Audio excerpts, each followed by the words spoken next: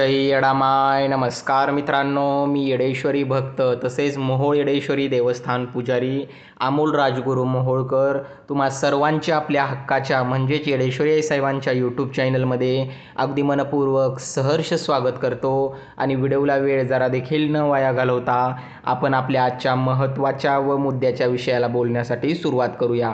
तर तुम्ही सर्वांनी थंबनेलमध्ये बघितलंच असेल, आजचा जो विषय आहे तो खूप महत्त्वाचा आहे. तो विषय असा आहे, हे कसे ओळखाल येडामाई तुमच्या भक्तीवर प्रसन्न आहे का? दाखवेल हे साक्षात्कार, समजून जा येडामाई पाठीशी आहे. असे कोणते साक्षात्कार आहेत की जे येडामाई तुम्हाला दाखवत असते की तुमच्या पाठीशी आहे म्हणून? तर ते जाणून घेण्यापूर्वी तुम्हा सर्वांना माझी अगदी कळकळीची मनापासून एक छोटीशी विनंती आहे की ज्या कोणी दैवी भक्तांनी अजून आपल्या हक्काच्या म्हणजेच येडेश्वरी आई साहेबांच्या यूट्यूब चॅनलला सबस्क्राईब केलेलं नसेल त्यांनी अगदी मोठ्या मनानं सबस्क्राईब करून घ्यायचं आहे.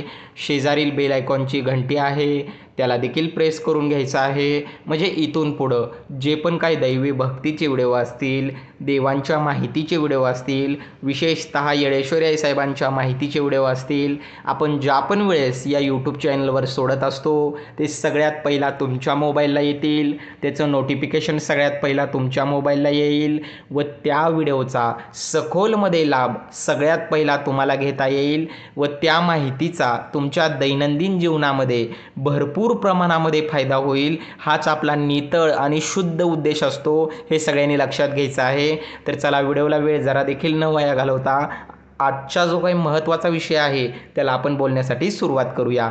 तर तो विषय असा आहे, येडामाई तुमच्या भक्तीवर प्रसन्न आहे का? दाखवेल हे साक्षात्कार, समजून जा येडामाई पाठीशी आहे. आता असे कोणते साक्षात्कार आहेत जे तुम्हाला येडामाई देत असते जर ती तुमच्या पाठीशी असेल, तुमच्या भक्तीवर प्रसन्न असेल तर ते तुम्ही कसे ओळखाल याबद्दल मी आज तुम्हाला थोडी बहुत माहिती सांगणार आहे. म्हणजे जेणेकरून तुम्ही जी काही तोडकी मोडकी सेवा किंवा तुमच्या परीनं जी काही तुम्ही भक्ती करताय येडामाईची ती तुमची रुजू केलेली आहे का नाही येडामाईनं, हे तुम्हाला एक आनंद मनाला मिळेल. त्यासाठी मी हा आवर्जून विषय सांगत आहे. कारण प्रत्येकाच्या मनामध्ये एक शंका असते किंवा प्रत्येकाच्या मनामध्ये येत असतं की आपण एवढ्या श्रद्धेनं किंवा एवढ्या मनोभावे आपण देवाची किंवा येडामाईची सेवा करतोय, तर येडामाईनं ती मान्य करून घेतली का आपली सेवा भोळी भाबडी, किंवा आपल्यावर येडामाई प्रसन्न आहे का, किंवा येडामाई आपल्यावर खुश आहे का आपल्या भक्तीवर.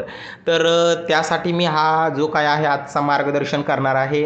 म्हणजे तुम्हाला तुमचं उत्तर मिळेल. यातल्यापैकी जर काही तुमच्याबद्दल घडत असेल किंवा तुमच्या घरामध्ये यातल्यापैकी काही घडत असेल तर तुम्ही निश्चित समजून जावा की येडामाई तुमच्या पाठीशी आहे किंवा तुम्ही जी काही सेवा करताय ती येडामाईनं रुजू करून घेतलेली आहे. तर मी काही मुद्दे आहेत ते तुम्हाला मी आता सविस्तरपणे मांडतो.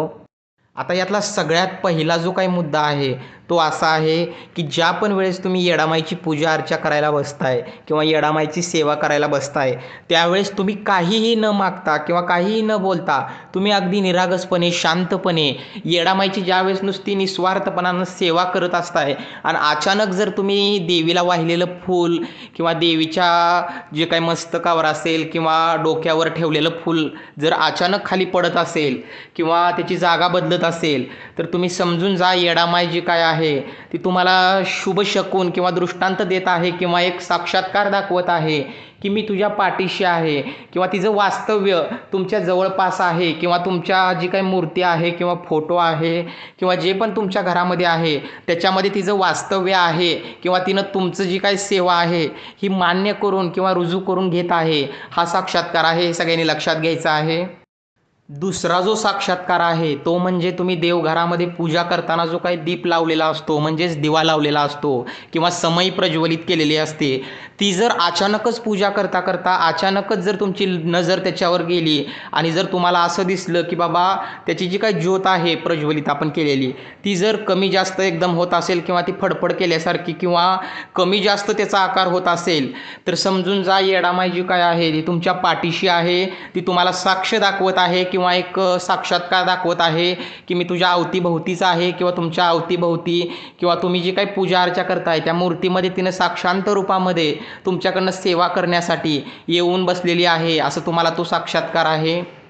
आता तिसरा जो काही मुद्दा आहे तो आहे ज्या पण वेळेस तुम्ही श्रद्धेनं नारळ येडामाईला फोडता, देवघरात असेल तुमच्या किंवा तुम्ही येरमाळ्याला जाऊन असेल मंदिरावर, तुम्ही जिथंही येडामाईला ज्यावेळेस तुम्ही नारळ फोडता त्यावेळेस नारळ फोडल्यानंतर जर तो नारळ खराब निघाला, आतून खराब झालेला निघाला नारळ, तर समजून जा येडामाईनं तुमची जी काही सेवा आहे किंवा तुम्ही जी काही श्रद्धेनं येडामाईला साखर घालूनच तुम्ही जी काही, प्रत्येक माणूस म्हटल्यावर तुम्हाला माहीतच आहे माणसांच्या इच्छा आकांक्षा कधीही संपत नाहीत. देवानं कितीही दिलं तर माणूस जे काय आहे ते नवीन नवीन अपेक्षाही देवाकडे ठेवतच असतं. माणसाच्या ज्या काय अपेक्षा आहेत या पूर्ण कधीही होत नाहीत. एक अपेक्षा पूर्ण झाली की दुसरी लगेचच तयार असते. तर आपण जी काही मनामध्ये इच्छा ठेवून येरमाळ्याला जातो आणि आपण काही इच्छा देवाला बोलतो, काही आपल्या मनातच राहतात, पण 24 तास आपल्या डोक्यामध्ये जे काय आहे हे विचारांचं साकड चाललेलंच असतं. तर आपण जर असं सहजासहजी जाऊन येरमाळ्यामध्ये पूजा अर्चा करून सर्व काही झाल्यानंतर जर तुम्ही नारळ फोडला आणि तो जर नारळ खराब निघाला, तर समजून जा येडामाईनं तुमची प्रार्थना स्वीकार केलेली आहे आणि तुमचा जो काही प्रसाद आहे तो ग्रहण केलेला आहे. तुम्हाला माहीतच आहे, आपल्या शास्त्रामध्ये देखील सांगितलेलं आहे, जर तुम्ही श्रीफळ म्हणजेच नारळ जर कोणत्याही देवाला फोडला आणि तो जर नारळ पावला किंवा खराब निघाला, तर त्याचं जे काही प्रसाद आहे ते साक्षात देवानं ग्रहण केला इतपत पुण्याचं काम आहे. काही लोकांना, आपल्या महाराष्ट्रातल्या बऱ्याचशा लोकांना हे माहिती नाही. लोक, आता मी स्वतः बघितलेलं आहे, बऱ्याचशा ठिकाणी मी बघतो, तर हे खूप चुकीचं कृत्य आहे. आपल्या इथले भरपूर जण इतके मायामोहामध्ये किंवा इतकं संसाराच्या व्यापात आणि मीपणा आणि स्वतःचा स्वार्थ साधण्यामध्ये लोक इतकी व्यस्त झालेली आहेत या कलियुगामध्ये. मी कित्येक ठिकाणी बघितलं की अशा मोठमोठ्या देवस्थानाच्या ठिकाणी असेल किंवा मोठ्या तीर्थक्षेत्राच्या ठिकाणी असेल, असा नारळ जर खराब निघाला तर कित्येक भाविक भक्त पैसे देखील त्या दुकानदाराला देत नाहीत. त्याला बाहेर आल्यावर सांगतात की तो जो नारळ दिला तो खराब दिला, त्यामुळे आम्ही काही तुला पैसे देणार नाही. किंवा कित्येक भक्त या देखील पुढचे आहेत, ते नारळ घेतानाच त्या दुकानदाराला म्हणतात की चांगला आहे का, चांगला असेल तरच आम्ही पैसे देणार, जर खराब निघाला तर देणार नाही. तर हे पूर्णतः चुकीचं आहे मित्रांनो, कारण कुणीही त्या नारळाच्या आत शिरलेलं नसतं किंवा त्याच्या आत काय आहे एवढी अंतर्दृष्टी कुणामध्ये नाही. त्यामुळं त्यांचा तर काय दोष असतो, हे सर्व काही आपली कर्म नीती आणि आपलं जे काही नशीब आहे त्याच्यावर सर्व काही खेळ आहे. त्यामुळं प्रत्येक गोष्टीमध्ये माणसांनी स्वार्थ किंवा प्रत्येक गोष्टीमध्ये 2-4 पैसे वाचवण्याचा प्रयत्न कदापि कुणी करायचा नाही. आणि अशा वृत्तीनं जर तुम्ही भक्ती केली तर कोणताही देव, कमीत कमी येडामाई तर कदापि प्रसन्न होत नाही, हे सगळ्यांनी लक्षात घ्यायचं आहे. येडामाईला जर प्रसन्न करायचं असेल तर शुद्ध मनानं अगदी अंतकरणापासून तिची सेवा करा. ती तुम्हाला 1 रुपयाचं देखील काही मागणार नाही. फक्त ती मन बघते, धन बघत नाही येडामाई, हे सगळ्यांनी लक्षात घ्यायचं आहे. तुम्हाला लक्षात आलंच असेल मी काय म्हणतोय ते. अचानकपणे जर तुम्ही नारळ फोडला आणि तो जर खराब निघाला तर तुम्ही अत्यंत खुश व्हायला पाहिजे की तुम्ही जो काही देवीला नारळ अर्पण केलेला होता तो देवीनं स्वीकार केलेला आहे तुमच्या श्रद्धेनं. त्यामुळे ही खूप आनंदाची ही खबर आहे, हे सगळ्यांनी लक्षात घ्यायचं आहे. त्याचबरोबर चौथा जो मुद्दा आहे तो आहे, तुम्ही जर येडामाईची सेवा करताना अचानक जर तुमच्या डोळ्यातून पाणी ढळत असेल किंवा डोळ्यातनं पाणी जर गळत असेल, तर तुम्ही समजून जा तुमच्या अंतकरणामध्ये येडामाईनं जे काय आहे ते स्थान निर्माण केलेलं आहे आणि तुम्ही अंतकरणापासून तिची भक्ती करताय. त्यामुळे तिनं तुम्हाला अक्षरशः जे काय तुमचं अंतकरण भरून तुमच्या डोळ्यामधून पाणी जे काय आहे ते वाहत आहे. याचा अर्थ स्पष्ट लक्षात घ्या की येडामाई तुमच्यावर प्रसन्न आहे, येडामाई तुमच्या अवताभोवताली आहे. तुम्ही ज्याची पूजा करताय, समोर मूर्ती फोटो असेल त्याच्यामध्ये तिने साक्षांत रूपामध्ये आहे, हे सगळ्यांनी लक्षात घ्यायचं आहे. बऱ्याचशा भाविक भक्तांच्या मनामध्ये येतं की आम्ही पूजा अर्चा करताना आमच्या डोळ्यामधून पाणी अचानकच गळतं, कशामुळं, तर त्यांनी समजून जायला पाहिजे की तो जे काय आहे ती भोळेपणानं अगदी तन मन धन अर्पण करून आपण येडामाईची सेवा करतोय. त्यामुळं आनंद अश्रू जे काय आहेत ते आपल्या डोळ्यातून वाहत असतात. असा जर प्रसंग कोणा बाबतीत घडत असेल तर त्यांनी खुश व्हायला पाहिजे आणि जी काय आहे ती येडामाईची सेवा अशीच आपली साधी भोळी जी काय आहे ती करून जे काय आपल्याला सुख समाधान आहे याची देवीला जी काय आहे हे साकड घालून जे योग्य आहे तेच देवीला मागायचं आहे, हे सगळ्यांनी लक्षात घ्यायचं आहे. आता 1-2 जे काय आहेत ते खूप महत्त्वाचे पॉईंट आहेत, मी मुद्दाम ते शेवटी ठेवलेले आहेत. तर जर कुणी जो अति गरजू आहे किंवा एखादी वृद्ध महिला असेल किंवा एखादा वृद्ध पुरुष असेल, तो सातत्यानं जर तुमच्या घरी काहीतरी तुम्हाला पोटासाठी अन्न मागायला येत असेल, तर तुम्ही समजून जा की येडामाई तुमची परीक्षा घेऊन तुमचे जी काय आहे हे अंतःकरण बघत आहे किंवा तुमची परीक्षा बघत आहे. कारण येडामाई जी काय आहे ही अगदी भोळ्या बाबड्याच्या रूपामध्येच येते. तुमच्या मनामध्ये शंका येईल की कोण जे काही भिक्षुक आहेत ते काही जण आता आजकाल पैसे दानधर्म पण मागायला येतात, तर तसं मी म्हणत नाही. तर जे काही अन्न आहे पोटाला, जे कोण असं तुम्हाला गरीब वेशामध्ये फाटकं तुटकं नेसून जर कोण तुमच्या सातत्यानं जरी येत असेल की बाबा मला खायला अन्न द्या, भूक लागलेली आहे किंवा पोटाला भाकर द्या, असं जर तुम्हाला कोण मागत असेल तर तुम्ही निश्चितपणे समजून जा की जी काय आहे ती येडामाई तुमची परीक्षा बघत आहे आणि तुमच्या अवताभोवतालीच येडामाई आहे. कारण सर्वांनी लक्षात घ्यायचं आहे, येडामाई जी काय आहे ही गरिबामध्येच आहे, श्रीमंतामध्ये येडामाई नाही, हे सगळ्यांनी लक्षात घ्या. येडामाईला फक्त आणि फक्त गरीब लोकांवर अन्याय अत्याचार झालेला कधीही मान्य नाही, हे सगळ्यांनी लक्षात घ्यायचं आहे. तुम्ही जर गरीबाला मदत केली तर येडामाई तुम्हाला निश्चितपणे मदत करेल, हे सगळ्यांनी लक्षात घ्यायचं आहे. मी माझं स्वतः उदाहरण आहे. मी नेहमी गरिबांना जे काय आहे ही मदत करत असतो. भुकेलेल्याला अन्न देतो, तहानलेल्याला पाणी देतो. मी बाकी कुठंही 1 रुपया खर्च करत नाही फालतू. पण जिथं ज्याला एखाद्याला जर खरंच पोटाला गरज लागलेली असेल, भूक लागलेली असेल किंवा एखादा कोण खरंच जर गरजवंत असेल तर त्याला अन्नदानाची मदत हे निश्चित सगळ्यांनी करायची आहे. मी बाकी आर्थिक मदत म्हणत नाही, हे सगळ्यांनी लक्षात घ्यायचं आहे. एक पोटाला एक अर्धी भाकर द्यायला मला नाही वाटत की कुणाची एवढी ऐपत नसेल. जेवढं आपल्याच्यानं शक्य होईल, खरंच जर एखादा कोण भिक्षुक आला आणि तो जर अन्न मागत असेल तर निश्चितपणानं तुम्हाला जेवढं शक्य होईल अर्धी कोर भाकर तुम्ही निश्चितपणे द्या. नाही जर येडामाईनं डोंगरच्या तुमच्या घरामध्ये सोन्याचा धूर काढला तर मी नाव माझं अमोल राजगुरू बदलून देतो, एवढा मला येडामाईवर विश्वास आहे. आणि येडामाई जी काय आहे ही अशा गोरगरिबाच्या रूपामध्ये जी काय आहे ती भक्तांची परीक्षा बघते. तुम्ही कितीही तिची बाकीची सेवा केली पण तिच्या मेन परीक्षेमध्ये जर तुम्ही एखाद्याच्या भुकेलेल्याच्या जर पोटाची जाण तुम्ही ठेवू शकत नसाल किंवा एखाद्याला अन्नदान तुम्ही करू शकत नसाल, एक पाव अर्धी भाकर तुम्ही देऊ शकत नसाल, तर तुम्ही कुठल्या योग्यतेचं आहे हे स्वतः आपण किती स्वार्थी आहोत हे ओळखून घेऊ शकता. जर तुम्ही करत असाल तर तुमच्यासारखा भाग्यवंत व तुमच्यासारखा दानशूर या जगामध्ये कोण नाही, हा देखील तुम्ही स्वाभिमान तुमच्या मनामध्ये तुम्ही ठेवू शकता, हे सगळ्यांनी लक्षात घ्यायचं आहे. येडामाईला जे काय आहे हे गोरगरिबाच्या भुकेलेल्याच्या पोटाला अन्न दिलं तर येडामाई एवढी प्रसन्न होते, तुम्हाला सांगण्याची सेपरेट गरजच नाही. तुम्ही बघू शकता येरमाळ्यामध्ये त्या कथेमध्ये येडामाईच्या सांगितलेलंच आहे. येरमाळ्याच्या आबाजी पाटलांनी येडामाईची सेवा केली म्हणून येडामाई त्यांच्या दाराला गेली म्हणतात.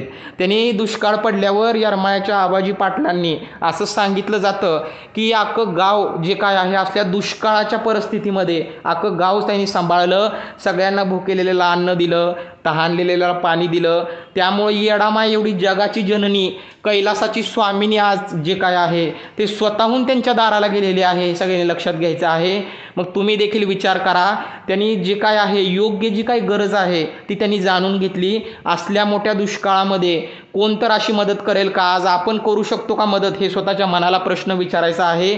दुष्काळात लोक स्वतःचं बघतात, पण त्यावेळेस त्या जे काय आहे त्या पाटलांनी जे काय आहे ते सगळं गाव जगवलं, दुसऱ्यांचा विचार केला गोरगरिबांचा, म्हणून येडामाईनं त्यांना मोठा मान दिला आणि त्यांचं जे काही नाव आहे, कीर्ती आहे, आज हजारो गाण्यांमध्ये असेल किंवा आज येडामाईच्या जी पण काय कुठं स्तुती असेल किंवा येडामाईचा आज एक अविभाज्य भाग बनला आहे ते पाटलाचं घराणं. म्हणजे तुम्हाला तर माहीतच आहे आज येडामाईनं किती मोठा त्यांना मान दिलेला आहे. तर यातून आपण समजून घेऊ शकतो की येडामाईला भक्ती कशा पद्धतीची आवडते आणि भक्तांची परीक्षा येडामाई कशी घेते. अगदी तुम्हाला मी उदाहरणासकट सांगितलेले आहेत, तर तुम्ही जर लक्षात घेतलं तर तुम्हाला लक्षात येईल मला काय म्हणायचं आहे. तसेच कित्येक भक्तांना असं देखील म्हणणं आहे की सातत्यानं येडामाईची काही जी स्वप्न आहेत ते आम्हाला सारखं पडतात किंवा येडामाई स्वप्नामध्ये येते, काहीतरी बोलून जाते, काही जणांना लक्षात राहत नाही, काही जणांना स्वप्न लक्षात राहतात. पण काही चिंता करण्याची आवश्यकता नाही. तुम्ही जेवढं तिला श्रद्धेनं पूजचाल किंवा जेवढं तिला श्रद्धेनं जे काही मनोभावे सेवा करचाल, येडामाई तुम्हाला दाखवत असते की बाबा मी तुझ्या पाठीशी आहे, भिवू नको म्हणून. जी काय आहे ती तुम्हाला स्वप्नामध्ये तिचं सगुण रूप जे आहे ती दाखवत असते. अशा पद्धतीचे तुम्हाला जे पण काही दृष्टांत जर तुमच्या आयुष्यामध्ये घडत असतील तर निश्चितपणे तुम्ही समजून जा की येडामाई आपल्या पाठीशी आहे, आपल्या केसाला पण धक्का लागू देत नाही आणि जे काय आपली इच्छा आकांक्षा आहे ते आपण तिलाच आपल्या अंतःकरणातून बोलायची आहे. जर ती खरंच योग्य असेल तर येडामाई निश्चितपणे ते पूर्ण करेल. कारण प्रत्येक आई आपल्या लेकराचं हित जी काय आहे ते निश्चितपणे जाणत असते आणि त्यांना ज्याच्यामध्ये आनंद मिळतो हे निश्चितपणे देत असते. हे सगळ्यांनी लक्षात घ्यायचं आहे. जरी एखादी काही गोष्ट तुम्ही मागितली आणि नाही दिली येडामाईनं तर नाराज व्हायचं नाही. समजून जायचं की त्याच्यामध्ये आपलं जे काय आहे ते पुढं काहीतरी चुकीचं होणार आहे किंवा ते आपल्या योग्यतेचं नाही. हे सगळ्यांनी लक्षात घ्यायचं आहे. आणि जे काय दिलं ते आपल्यासाठी योग्य होतं किंवा योग्य असेल एवढा येडामाईवर विश्वास टाकून भोळी बाबडी सेवा करून पहिला कष्टाला प्राधान्य द्यायचं आहे. मग भक्तीला प्राधान्य देऊन कष्ट आणि जी काही आपली भक्ती आहे या दोन्हीचा साकड ज्यावेळेस होईल त्यावेळेस तुमच्या घरामध्ये सोन्याचा धूर निघल्याशिवाय राहणार नाही. एवढी मला येडमायाच्या येडाईवर एवढा पूर्ण म्हणजे पूर्ण विश्वास आहे. तर कशी वाटली आजची माहिती निश्चितपणे मला खाली कमेंट्स करून सांगायचं आहे. तर भेटूया आपण असंच एका पुढच्या नवीन व्हिडिओमध्ये. जय येडेश्वरी, जय येडामाय.